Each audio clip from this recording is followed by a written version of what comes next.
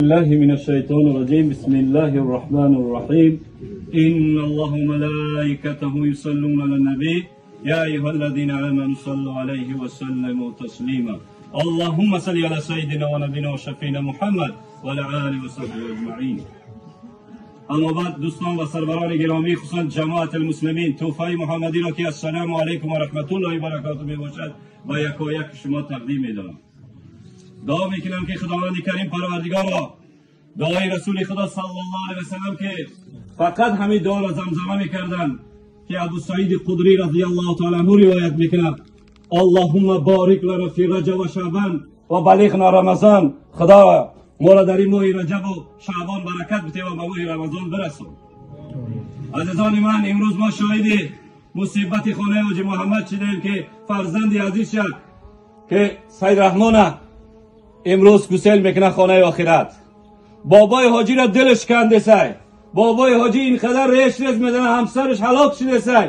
در اوجه با چه سیرمان قطعی همسر عزیز سیرمان هلاک شده سن، ولی سیرمان گفته سای که ای اوچا ای همسری عزیز، من قربانی کردم برای شما، نه که برای پدر و مادر در جنت، به خاطری که ما جگرمند شگرف پروردگار برای حاجی محمد همسری عزیز برای چه سیرمان در اوجه الله سبحانه و تعالی دستور میده جنت در خانه بسازیم برای حاجی محمد، برای او یک قصری بسازیم که ای درون بیرون شبینی، ای بیرون درون 500 کنیز، درونش در بیرون در 500 کنیز. چرا که جگربند حاجی محمد گرفتم گفت الحمدلله، گوها اینا لله و اینا الیه راجعون، از جانب خدا آمدیم و سوی خدا میریم. سید رحمان قربانی شد ولی پدرش در قصر داد جا.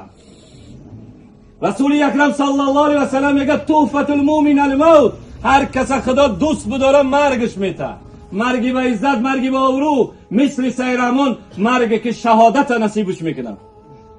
حبیب خدا رسول اکرم صلی الله علیه و سلم فرمودن من مات غریبا فقد مات شهیدا، هر کسی که در غریبی بمیره شهید بمیره. امروز در این مخرسندم که امروز در جنازه شهید شرکت داریم. همو حدیث رسول اکرم صلی الله علیه و سلم گفت که هر بنده مسلمانی در یک دوست جنازه دوستی ما اولیاء الله یا شهید یا حبیب ما دوستی ما شرکت کنه، در کفن و دفن همون شرکت کنه، انشاءالله به خاطر همین دوستون گناهاشون هم میبخش. پس عزیزان من، حضرت سید رحمان امروز سفر داره و ما اترک گوشتت میزنم. عزیزان من میگم خانه اصلیتون مسجد بدونین. میگه که کن فی دنیا اضیافا، شما در روی زمین مثل مهمان باشید که یک روز ما واری سفر میکنیم. و تخذوا مسجد بیوتا، مسجد را خانه خود بگیرن. ای مردم، یک مایده و کلان زن و مرد کسی که مسجد را محکم بگیرین، اینجا تیکه بهشتن. مسجد چی نکنین. ماه رجب اومده عزیزان من، ماه شعبان، عبادت زیاد کنین، خیر احسان زیاد کنین، مقرب شیدن بر خداوند در سجده. اگر بخواید دعات قبول شود، محبوبی خدا قرار بگیری، قریبی خدا شای، سجده کن. سنت ها را ترک نکنین، نمازهای بامداد خفتن محکم بگیرین. رسول اکرم صلی الله علیه و سلم در مورد این ماه در موردی فرمود که ماهای محرمه منها اربعه حرم، این 4 ماه را در سوره توبه گفت که این 4 ماه ماه محرمه. هر کس در این ماه عبادت کنه، در این ماه ظلم نکنه، جنگ جنجال نکنه، خشت باری اکاو داری صله رحمی کنه، ان شاء الله به رمضان میرسونم، فیض به رمضان میتموش، ماه شعبان میتموش. پس عزیزان من کینه و کبر و غرور دور کنیم. این ماه آمد، الله سبحانه و تعالی مختصر فضیلت ما را گفت کسی قاریه برای دستی برادر تا ببوس، همسایه قدی قاری برای او جنگ کدی برای درخت برای چی برای همسایه‌گری که خشت واری که دنیا نیست. سید رحمان گفته سید رحمان گفته ای برادر، ای عزیزی من، تابوتی من آیسته بردار که خستم، دو چشم بسته اونه که دل پر از خون و خستم. آره میگه انتظار نباشین در اون دنیا مثل من، میگه سرگردان بر روزا و نماز بیاین.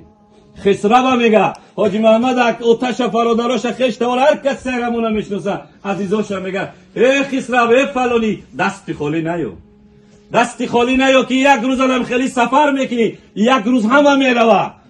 پس عزیز من به یاد آن روز باشین.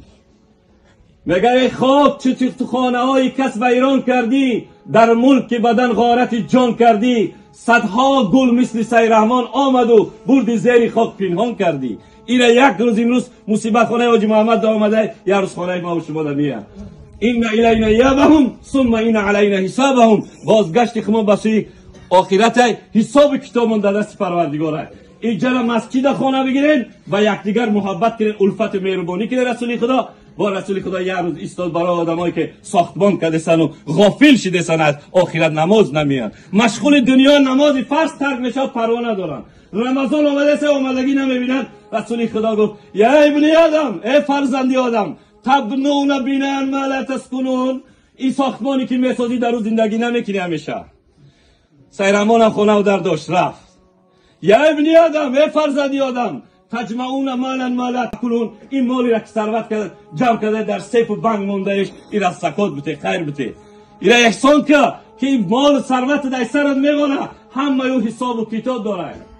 با این اعمالی که تو داری بهش میطلبی، بهش منزل پرهیزگار خواهد بود. ذره ذره حلال حساب خواهد شد، قطره قطره حرام شمار خواهد شد. زکات مال بده، مال خود حرام مکن که مال حرامی تو مار خواهد بود. بس امیری که اونجا فقیر خواهد بود، بس پیاده اونجا سوار خواهد بود. گناه میکنی، از گناه نمیترسی؟ عزیز من گناه نکن که گناهگار خار خواهد بود. در چمن روزگار اگر همچون گلی دمیده در سر خاک تو خار خواهد بود. سیم دگو بی ابن آدم و تو عملون ما لا تدرکون. شما آرزوی طولانی دارین، به آرزوتون نمیرسی. فانتان میکنم، منصر میکنم، خیلی میکنم، تری میکنم، نمیرسی. مرگ که بیاید او دیگه مکس نمیکنه. همون لحظه که ما تعیین کردیم فاذا جاء اجلهم لا یستأخرون ساعة ولا یستقدمون. زمانی که مرگ شما را مولوی ای سیرحمان ما تعیین کردم، او دیگه دیر زود نمیاد. همون لحظه ای که ما گفتم روز دوشنبه ساعت 3، روز پنجشنبه ساعت 4 در کیمرون، در نواسفیف، در مسکو، در کلزور، در پرولتار، در کوشانیان باختر، ما همون لحظه هم ساعت میام میگیرم. و یادی او روز باش. ولا تکون من الغافلین. خداوند کریم پروردگارا سیرحمان سفری نبودی. خدای تعالی حاجی محمد اشکاش دلاش پار رشیده. خدایا صبرش بده. خدایا مادر سیرحمان همسری عزیز فرزنداش صبر بده. ای خدای کریم تو رحیمی، تو غفاری. بچهای ما هم در غریبی هم. خدایا بچهای ما را داغ شده نشونتی.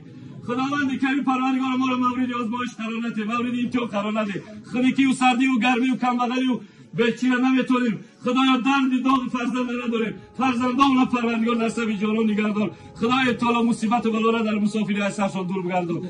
خدا ساق سلامت و دیدار پدر و مادر، زن و فرزند نصیب بگردون. خداوند کریم این مصیبت خونه حاجی محمد آورده، خونه ما ندارش که مادرای ما، پدرای ما این صبر ندارن. خدایا فرزند کلام کرده بید فابود منور داره، فرزند کلام کرده بید گور بگیره، فرزند کلام کرده که اصحابان شود، نه ای که امروز حاجی محمد تابوتی بچه بردارن. خدایا این در عوض مصیبت که با حاجی محمد دادی، همسر عزیز وعده داد که جنت الفردوس. خدا حاجی محمد حتی همسر عزیز صبر جمیل بده و بهترین جنت روز قیامت خندان داخلش کنه. خداوند کریم بازم سیرحمان پروردگار شهادتش قبول کنه. هر کسی که در این جنازه سیرحمان در مسافرت، غریبی، مالی، مادی، فکری، جسمی، هر نوع خدمتی کرده، خدا پروردگار داغ فرزند نبینه. خدا فرزنداش سایبانی سرش شود.